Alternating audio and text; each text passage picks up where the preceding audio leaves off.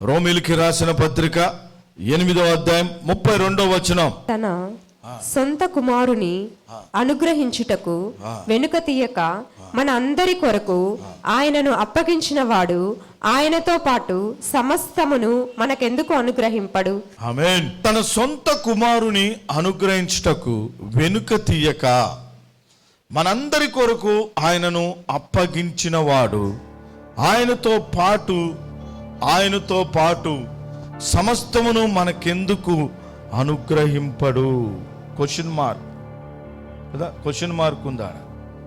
ఆయనతో పాటు సమస్తమును మనకెందుకు అనుగ్రహింపడు? హల్లెలూయా. చూడండి, దేవుడు తన సొంత కుమారుడైనటువంటి యేసుక్రీస్తు ప్రభువుని మన కొరకు ఆయన వెనుక తీయక మనందరి కొరకు ఆయనని అప్పగించాడు. దేని కొరకు అప్పగించాడు? దేని కొరకు అనుగ్రహించాడు? అవమానాలు, నిందలు, తిట్టారు. దేవుని యొక్క ఉద్దేశం మరి నెరవేర్చబడినట్లుగా ఆయన మన కొరకు బలియాగమయ్యాడు. రక్తాన్ని చిందించి మన కొరకు కలువారి సిలువలో 3 మ్రేకుల మీద ఒక మాంసపు ముద్ద వలె వేలాడాడు. దేవుని బిడ్డలారా, అందుకొరకు తండ్రి అయిన దేవుడు యేసుక్రీస్తు ప్రభువుని కుమారునిగా ఈ లోకానికి ఆయన అప్పగించాడు, ఆయన అనుగ్రహించాడు కదా. ఇంతగా అనుగ్రహించిన దేవుడు ఆయనతో పాటు సమస్తాన్ని మనకెందుకు అనుగ్రహింపడు?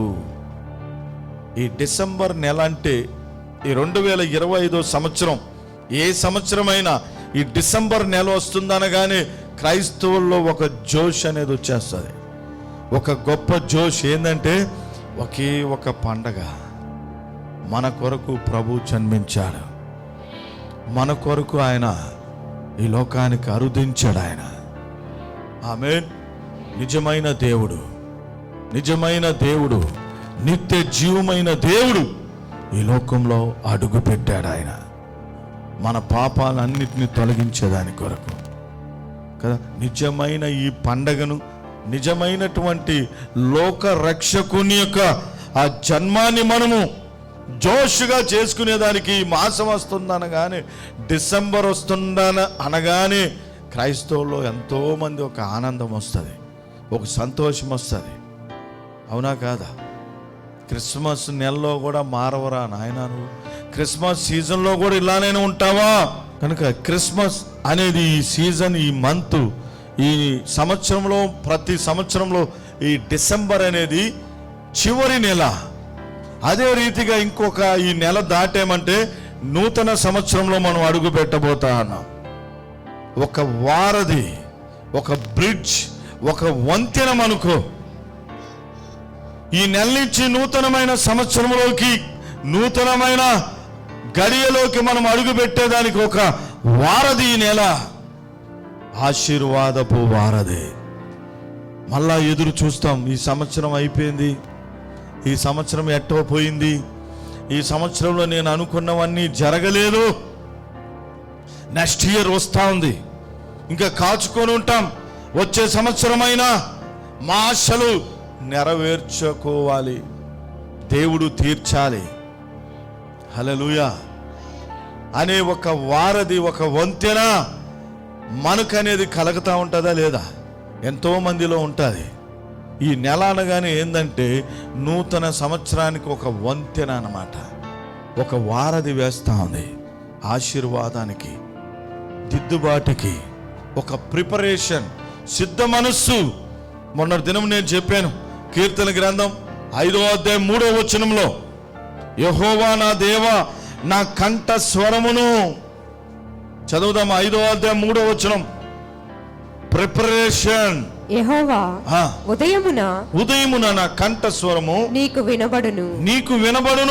ఉదయమున నా ప్రార్థన నీ సన్నిధిని సిద్ధము చేసుకుని కాచియుందును. అయిపోయింది. ఇక నేనేం చేయాలంటే సిద్ధము చేసుకొని నేను కాచుకొని ఉంటాను. దావీదు భక్తుడు అంటున్నాడు, నేను సిద్ధము చేసుకొని ఉదయకాలమందు దేవా నీ సన్నిధిలో నా కంఠస్వరము ఉదయకాలమందు వేకుజామున పొద్దునే కోడె కూయక ముందే నా కంఠస్వరము నీ సన్నిధికై నేను నా ప్రార్థనను సిద్ధము చేసుకొని, ఒక అర్పణములాగా సిద్ధము చేసుకొని నీ సన్నిధిలో నేను కాచుకొని ఉంటాను అంటున్నాడు. అందరూ వినాలి జాగ్రత్తగా. ఇది సిద్ధపాటు మళ్ళా నూతన సంవత్సరానికి. ఈ నెల మళ్ళా మనం సిద్ధపాటు అయ్యేదానికి. ఈ సంవత్సరం అంతా అయిపోయింది. నా ఆత్మీయ జీవితం ఎట్టో పోయింది. నా ప్రార్థన జీవితం గాలికి కొట్టుకోపోయిందేమో. ఒక్కరోజైనా నేను ఆత్మానుసారమైన మనస్సుగా ఉండలేకపోయానేమో. ఇక రాబోతున్న సంవత్సరంలో అయినా నేను ఉంటాను, సిద్ధపడి ఉంటాను. సిద్ధపాటు కావాలి. ఆయనతో పాటు సమస్తమును మనకెందుకు ఆయన అనుగ్రహించాడు. నమ్ముట నీ వల్ల అయితే నమ్మువానికి సమస్తం ఏమవుతుందంట? సాధ్యమే. పాసిబుల్. చెప్తాం ఒకసారి. నమ్ముట నీ వలనైతే నమ్మువానికి సమస్తము సాధ్యమే. దేవునికి మహిమ కలుగును గాక. ఆయనతో పాటు సమస్తమును మనకెందుకు అనుగ్రహింపడు? క్వశ్చన్ మార్క్ వేస్తుంది దేవుని వాక్యం. ఎందుకు అనుగ్రహించడు? ఆయన్నే ఇచ్చేసాడు కదమ్మా మనకు. బాగా వినాలి దేవుని బిడ్డలారా. ఆయన్నే నీకు ఇచ్చేసాడే. ఆయన్నే నీకు ఇస్తే మన కొరకు ఆయన్నే రక్తగాయాలయ్యాయి. ఒక మాంసపు ముద్ద వలె 3 మ్రేకుల మీద ఆకాశానికి భూమికి మధ్యలో ఏ రూపమైన స్వరూపమైన సొగసైనా లేకుండా పోయిందంట దేవుని కుమారుడైన క్రీస్తుకి. ఇంత గొప్ప దేవుణ్ణి మనం కలిగి ఉంటే, ఆయన్నే మనకు తండ్రి అయిన దేవుడు మనకు అనుగ్రహిస్తే, ఆయనతో పాటు నీకు సమస్తాన్ని అనుగ్రహింపడా? చెప్పండి, అనుగ్రహించడా? నాకు ఈ చిన్న వ్యాధి పోతే చాలే, ఈ సమస్య పోతే చాలు, మా ఆయన మారితే చాలయ్యా, నాకు అదే 10,000. ఈ రోగం పోతే చాలు, నా భార్య మనసు మారితే చాలు, నా పిల్లలు మారితే చాలు, అదే చాలు, ఇక నా జీవితం ఇంకేమీ లేదయ్యా, మా అమ్మాయికి ఉద్యోగం వచ్చేస్తే చాలు, ఇంకా నాకు ఏమీ లేదు, ఇంకా నాకు దిగులే లేదు అని మనం అనుకుంటా ఉంటాం. హల్లెలూయా. దేవునికి మహిమ కలుగును గాక. ఆమేన్. అవునా కాదమ్మా? చెప్పు. కృపా నవ్వుతా ఉంది. మా ఆయన మారితే చాలు నాయన, అదే 10,000, అదే 10 లక్షలు. మారుతాడు దేవుడు, మారుస్తాడు, తలకిందులు చేస్తాడు. హల్లెలూయా. మనం నమ్మాలా. ఆయనతో పాటు సమస్తాన్ని ఎందుకు అనుగ్రహింపడు? అనుగ్రహిస్తాడు. ఆయన అనుగ్రహిస్తాడు. మత్తయి సువార్త 7వ అధ్యాయం 10వ వచనంలో మనం చదివితే, 10వ వచనంలో ప్రభు అంటున్నాడు, నీ తండ్రిని చేపని అడిగితే పామునిచ్చునా, రొట్టెని అడిగితే రాతినిచ్చునా? నీ తండ్రులే మీకు మంచి ఈవులను, మంచి ఆహారం ఇస్తా ఉంటే, మీ పరలోకపు తండ్రి నిశ్చయంగా మీకు మంచి ఈవులను ఇవ్వడా? ఆయన్నే మనకు అనుగ్రహించేస్తే మరి ఆయనతో పాటు నీకు సమస్తాన్ని అనుగ్రహించడా? ఎంత పేదోడైనా రొట్టెని అడిగితే తీసుకోపోయి ఏదైనా వేరు రాయిని రప్పని ఇస్తాడా? అడుక్కోనైనా బిడ్డకి ఇవ్వడా? చెప్ప. అడుక్కోనైనా పెట్టడా? చేపని అడిగితే, మాంసాన్ని అడిగితే పామునిస్తాడా, తేలునిస్తాడని ప్రభు ఎంతగా క్వశ్చన్ చేస్తున్నాడో చూడండి. అంటూ నీ పరలోకపు తండ్రి నిశ్చయంగా మీకు మంచి ఈవులను అనుగ్రహించడా? అన్ని ప్రశ్నలు అడుగుతున్నాడు ఇక్కడ. ప్రశ్నలు, క్వశ్చన్స్ అర్థం చేసుకోవాలి చర్చ్, దేవుని సంగమా. హల్లెలూయా. ఇంకోటి మనం చూద్దాం. మత్తయి సువార్త 6వ అధ్యాయం 31 నుంచి 33 వచనాలు చదువుదాం. మత్తయి సువార్త 6వ అధ్యాయం, అందరం తీద్దాం. 6వ అధ్యాయం. మనకు తెలిసిన మాటలే, చిన్న చిన్న మాటల్లోనే దేవుడు మన యొక్క విశ్వాసముని పెంచబోతా ఉన్నాడు ఆయన. కాబట్టి ఏమి తిందుమో, ఏమి త్రాగుదమో, ఏమి ధరించుకొందుమో అని చింతింపకుడి. అన్యజనులు వీటన్నింటి విషయమై విచారింతురు. ఇవన్నీ మీకు కావాలనని మీ పరలోకపు తండ్రికి తెలియను. కాబట్టి మీరు ఆయన రాజ్యమును నీతిని మొదట వెదుకుడి, అప్పుడు అవన్నీ మీకు అనుగ్రహింపబడును. అవన్నీ మీకు, ఇందాక ఇక్కడేమని రాయబడింది, ఆయనతో పాటు సమస్తమును మనకెందుకు అనుగ్రహింపబడదు. ఎందుకు అనుగ్రహింపబడదు అంటే, మనం ఉదయం లేస్తే ఏం చింత అంటే, ఏమి తిందుమా, ఏమి త్రాగుదుమా, ఏమి ధరించుకుందుమా, ఇదే అయిపోతుంది. ఉదయం లేస్తే ఒక వ్యక్తి, దేవుని నమ్ముకున్న వ్యక్తి ఎలా బ్రతుకుతున్నాడంటే, చింతతోనే బ్రతుకుతా ఉన్నాడు, సమస్యతోనే బ్రతుకుతా ఉన్నాడు. ఉదయం లేస్తే అదే సమస్యతోనే లేస్తున్నాం. అదే వ్యాధి అని, అదే రోగమని, అదే బాధ, అదే సమస్య, అదే శ్రమ, అదే రొటీన్ 24 అవర్స్ అయిపోతుండగానే అదే పట్టుకొని నిద్రపోతున్నాం. మళ్ళా అదే రాత్రిలో మళ్ళా అదే ఆలోచనతోనే నిద్రపోయి మళ్ళా ఉదయం లేస్తున్నాం. సమస్యతోనే జీవిత ప్రయాణం అయిపోతా ఉంది. ప్రభు అంటున్నాడు, ఏమి తిందుమా, ఏమి త్రాగుదుమా, ఏమి ధరించుకొందుమా అనే చింతే అయిపోతుంది మన జీవితంలో. గమనించండి, అందుకనే వాక్యం అంటుంది, ఆయనతో పాటు మీకు సమస్తమును మరి ఎందుకు ఆయన అనుగ్రహింపడు? ఎందుకు అనుగ్రహింపడు? ముందుగా ఏమంటున్నాడు ఇక్కడ 33వ వచనంలో, కాబట్టి మీరు ఆయన రాజ్యమును నీతిని మొదట వెదుకుడే, అప్పుడు అవన్నీ మీకు అనుగ్రహింపబడదా? ఏమి ఆలోచించాలి, ఏమి దృష్టించాలి? మన దృష్టి ఏ విధంగా ఉండాలి అంటే, దేవుని రాజ్యం, దేవుని యొక్క నీతిని మనం వెతకాలి. అంటే అర్థం ఏందో తెలుసా? ఆయన రాజ్యం, ఆయన నీతిని వెతకడం అంటే దేవుని విషయాల్లో మన మనసును పెట్టాలా. మీకు అర్థమయ్యేటట్లుగా ఒక చిన్న ఎగ్జాంపుల్ చెప్పి నేను త్వరగా ముందుకు పోయి ముగిస్తాను. ఒక కంపెనీలో ఒక ఉద్యోగి, ఇప్పుడు మన కిట్టు ఉన్నాడు, ఫస్ట్ చాయిస్ మహీంద్రా, దాంట్లో జాబ్ చేస్తున్నాడు. వాళ్ళ ఓనర్ అమెరికాలో ఉన్నాడు, ఈయనకి అప్పగించి వెళ్ళిపోయాడు. నిజమే, నేను చెప్పేది కథ కాదు, రియల్ స్టోరీ చెప్తాను. ఇప్పుడు వీళ్ళు ఓనర్ అప్పగించి వెళ్ళిపోయాడు, బాధ్యత రెస్పాన్సిబిలిటీ ఇచ్చి వెళ్ళిపోయాడు. ఆయన అమెరికాలో ఉన్నాడు, ఈయన కంపెనీ అంతా ఇచ్చేసాడు, మేనేజర్ చేశాడు. Mahindra company first choice Dhanalakshmipuram ఎంట్రన్స్లో ఉంటుంది. ఇప్పుడు ఈయన ఏం చేయాలి? ఆడ కూర్చొని ఏం తింటామా, బిర్యానీ తింటామా, ఏం ధరించుకుంటామా, అక్కడ కూర్చొని నువ్వు ఆలోచించుకుంటా చింతించుకుంటా ఉంటే ఒక్క కారు అయినా అమ్మగలుగుతావా? వచ్చిన వాళ్ళతో ఏమంటాడా, ఈయన సమస్య చెప్పుకునేదానికి అయిపోతుంది. ఇప్పుడు ఓనర్ ఏం చెప్తాడంటే, ఇదిగో అయ్యా నీకు ఒకటి చెప్తున్నా విను, ఇదిగో ఈ కంపెనీ రూల్స్, ఈ కంపెనీ లక్ష్యాలను, ఈ కంపెనీ యొక్క ప్రతి విలువైన వాటి మీద నీ దృష్టి నిలుపు. ఆ తర్వాత నేను నీకేమేం కావాలో నేను చూసుకుంటా, నీ జీతము నీది నేను చూసుకొని నీకు సహాయం చేస్తా అన్నాడా లేదా? అంతే.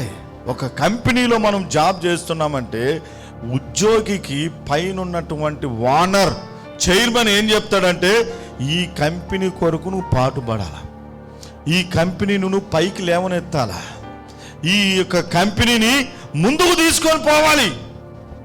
అప్పుడు నీ గురించి ఆలోచించకు, నేను చూసుకుంటా. నీకు ఇల్లు కావాలా, నీకు భోజనమా, నీకు తిండా, నీ వస్త్రాలు, నీ ఫ్యామిలీయా, నేను చూసుకుంటాను. కంపెనీ భరిస్తుంది. హల్లెలూయా.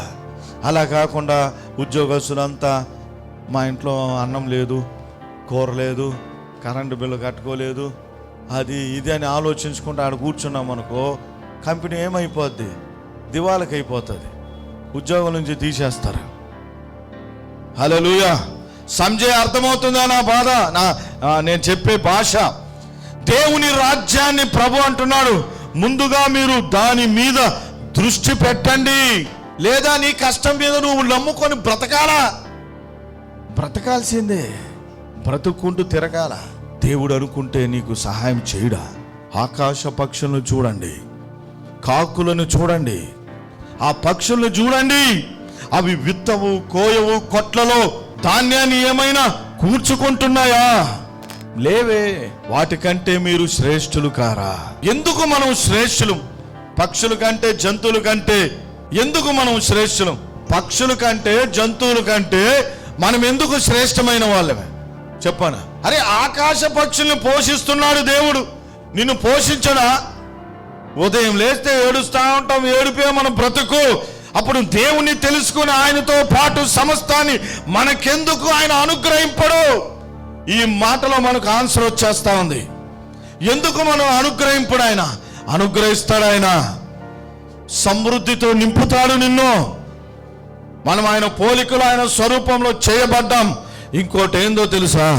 పక్షులకి ఆత్మ లేదు, మనకు ఆత్మ ఉంది. జంతువులకి ఆత్మ లేదు, మనకు ఆత్మ ఉంది. జంతువులకి దేవుడు ప్రాణాన్ని ఇచ్చాడు, జీవాన్ని ఇచ్చాడు. మనకు జీవాత్మనిచ్చాడు ఆయన.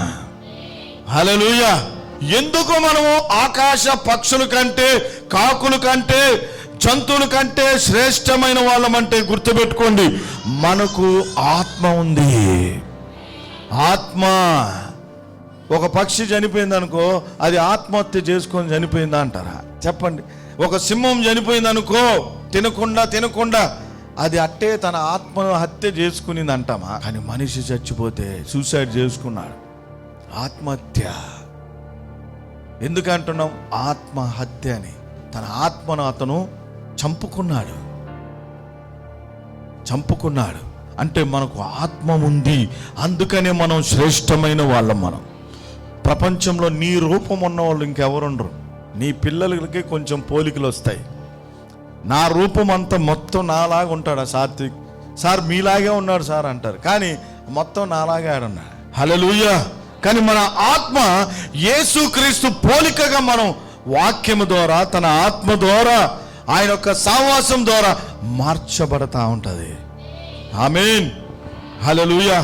ఎప్పుడు గుర్తుపెట్టుకోండి దేవుని బిడ్డలారా, దేవుని విషయాల్లో మీరు మనసు పెట్టండి, మీ దృష్టి నిలపండి. మీకు ఏది కావాలో ఆయన చూసుకుంటాడు. ఈరోజు ఒక రోజు ఉపవాసం ఉన్నావేమో, లేదేమో, 2 రోజులు లేదు, 3వ రోజు నీ ఆకలి తీరుస్తాడు దేవుడు. నీ అప్పు తీరుస్తాడు, నిన్ను లేవనెత్తుతాడు, నీకు సహాయం చేస్తాడు. వాగ్దానం చేసిన దేవుడు నమ్మదగిన దేవుడు ఆయన. గట్టిగా చెప్పలు కొడదాం. హల్లెలూయా. నిర్గమకాండం 3వ అధ్యాయం 7వ వచనం చదువుదాం. హల్లెలూయా. యెహోవా ఇట్లనెను, నేను ఐగుప్తులోనున్న నా ప్రజల బాధను నిశ్చయముగా చూచితిని. హల్లెలూయా. పనులలో తమ్మును కష్టపెట్టు వారిని బట్టి వారు పెట్టిన మొరలు వింటిని, వారి దుఃఖములు నాకు తెలిసే ఉన్నవి. ఆమేన్. తెలిసే ఉన్నది. చదువు సిస్టర్ ఇక్కడ. కాబట్టి ఐగుప్తీయుల చేతిలో నుండి వారిని విడిపించుటకును, ఆ దేశంలో నుండి విశాలమైన మంచి దేశమునకు, అనగా కనానీయులకు, హిత్తీలకు, అమోరీలకు, పెరిజీలకు, హివ్వీలకు, ఎబూసీలకు నివాస స్థానమై పాలు తేనెలు అక్కడ రాయబడి ఉంటది.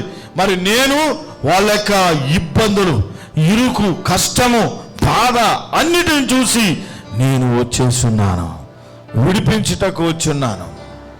ఆమేన్. హల్లెలూయా. వ్యాఖ్యానంలో ఇంకా మనకు అర్థమయ్యే కోణంలో రాసి ఉంటారు అక్కడ.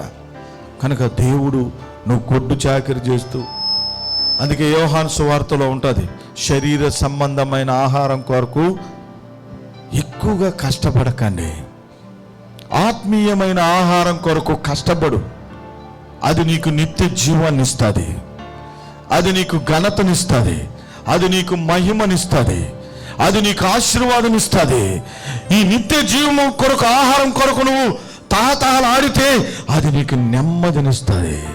నువ్వు బ్రతుకుతా, నువ్వు సమాధానంతో ఉంటావు, నీకు విశ్రాంతి దొరుకుతుంది.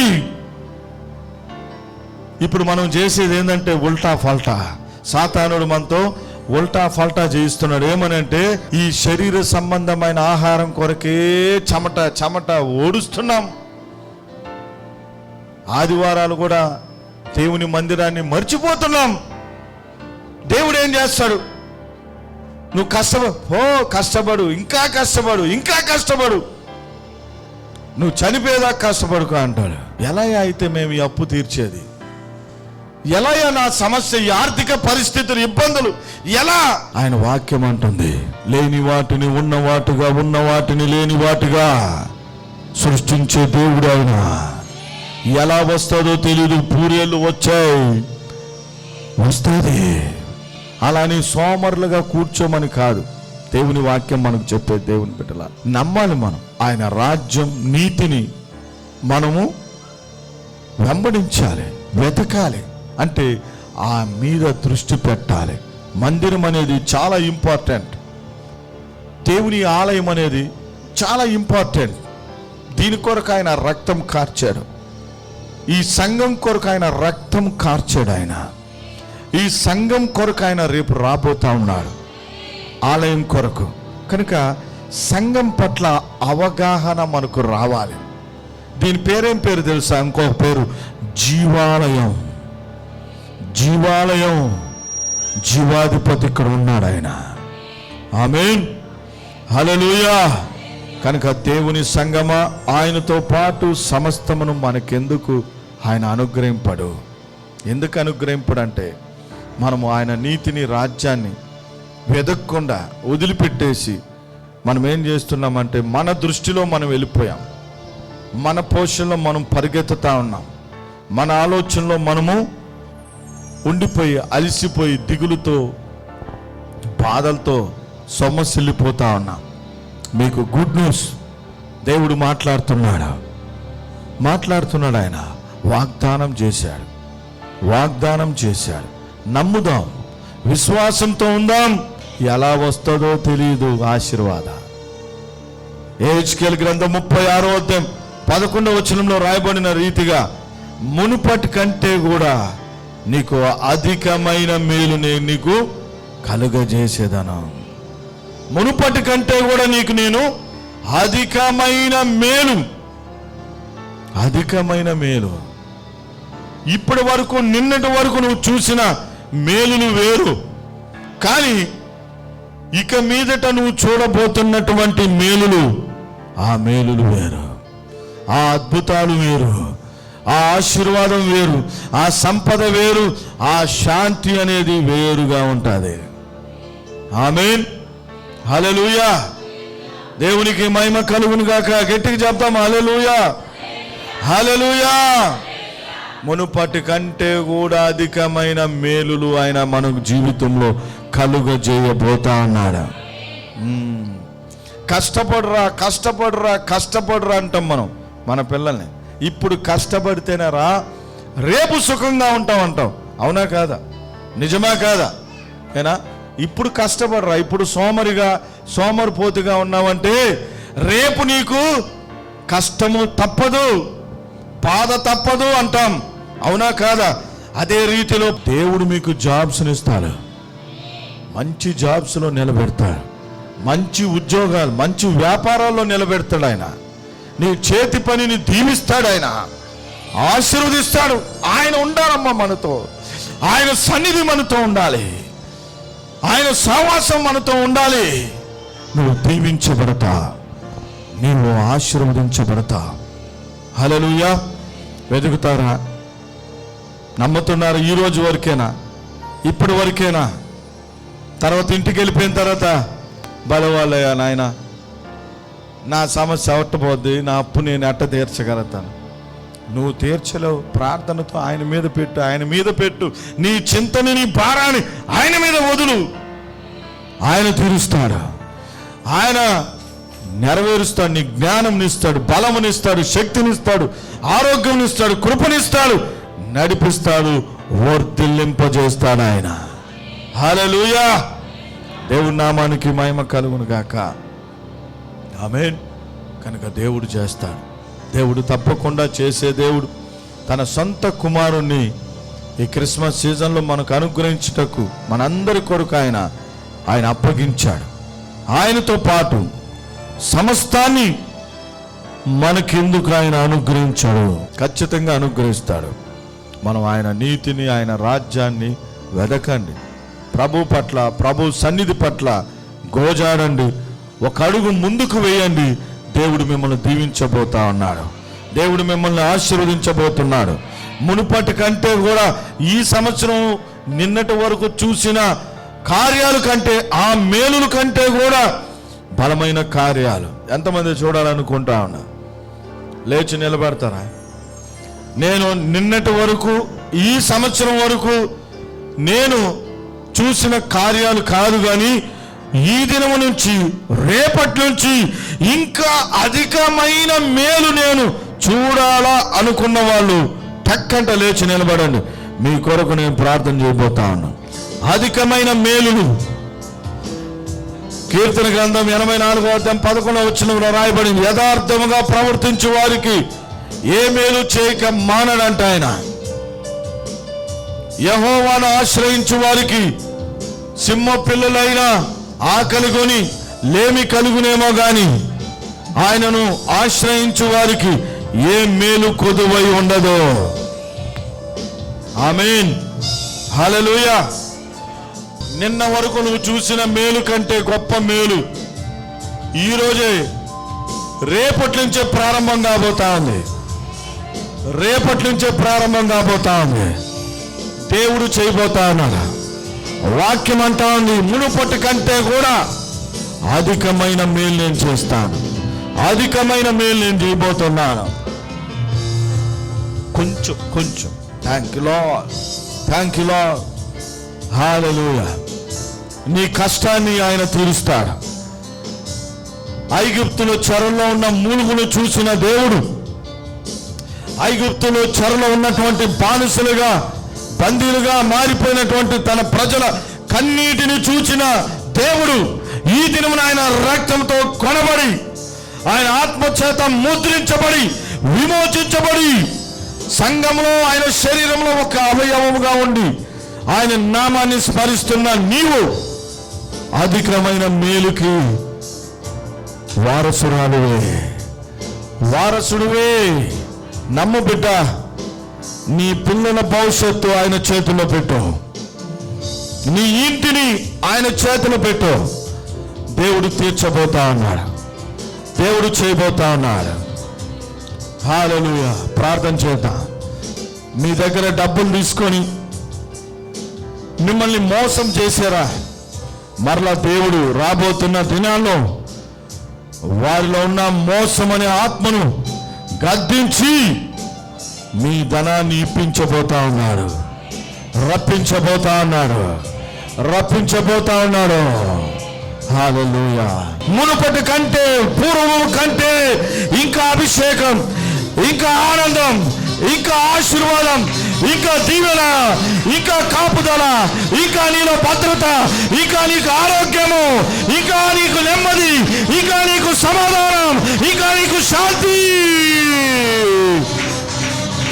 కమాన్ కమాన్ కమాన్.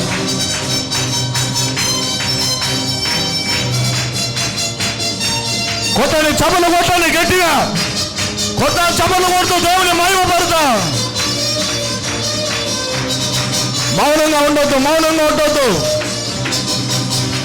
రాజుల నేలే రాజు వెలిసెను పశువు. నమ్మదగిన వాడైన, నమ్మకస్తుడైన, మనం నమ్మకస్తులు కాకపోయినా, మనం నమ్మదగని వారమైనను ఆయన నమ్మదగిన వాడే. ఆయన చేయబోతున్నాడు, ఆయన చేస్తాడు. ఆయన నీతిని, రాజ్యాన్ని వెదకదా. యథార్థంగా ప్రవర్తించువానికి ఆయన ఏ మేలు చేయకుండా ఉన్నాడంట. సింహ పిల్లలు లేమి కలిగి ఆకలి గొనునేమో గాని ఆయన ఆశ్రయించు వారికి ఏ మేలు కొదువో ఉండదు. అయ్యా, నీ మీద నేను దృష్టి నిలుపుతాను. అయ్యా, నేను అధికంగా నీలో జీవిస్తాను, అధికంగా నిన్ను ప్రేమిస్తాను, నీ మందిరాన్ని నేను అధికంగా ప్రేమిస్తాను. అయ్యా, నాకు అధికమైన మేలును దయచేయి. తీర్మానం చేసుకోండి దేవుని బిడ్డలారా. దేవుడు మేలును చేయబోతాను, మీరు సాక్ష్యాలు చెప్పబోతాను, అద్భుతాలు చూడబోతున్నారు, దేవుని కార్యాలు చూడబోతున్నారు. ఇంత అసాధ్యమైనది సులువుగా నీకు జరగబోతాను. ఇంత కఠినమైన బండలాంటి పరిస్థితి దూదిలాగా మెత్తగా ఎగిరిపోయింది అని నువ్వు చెప్పబోతా ఉన్నా. ఎంత శ్రమ పడినా, ఎంత భారము ప్రయాసపడినా కానీ తీర్చలేని ఆ పరిస్థితిని సునాయాసంగా ఒక చీకురు పుల్లను తీసి పడేసినట్లుగా దేవుడు నీ ద్వారా చేయబోతా ఉన్నాడు. ఆ మేలును నువ్వు చూడబోతున్నా, ఆ మేలును అనుభవించబోతున్నా, అద్భుతము చూడబోతున్నా. ఇక ఈ వ్యాధి, ఈ రోగం, ఈ రుగ్మత నాలో నుండి పోదనుకున్నాను, కానీ ఎలా పోయిందో ఎప్పుడు పోయిందో కూడా నాకు తెలియదు. దేవుడు నన్ను కనికరించాడు, దేవుడు నన్ను స్వస్థపరిచాడు, దేవుడు నన్ను బాగు చేశాడు. నా కుటుంబ పరిస్థితి బాగుపడింది. నాకు అసలు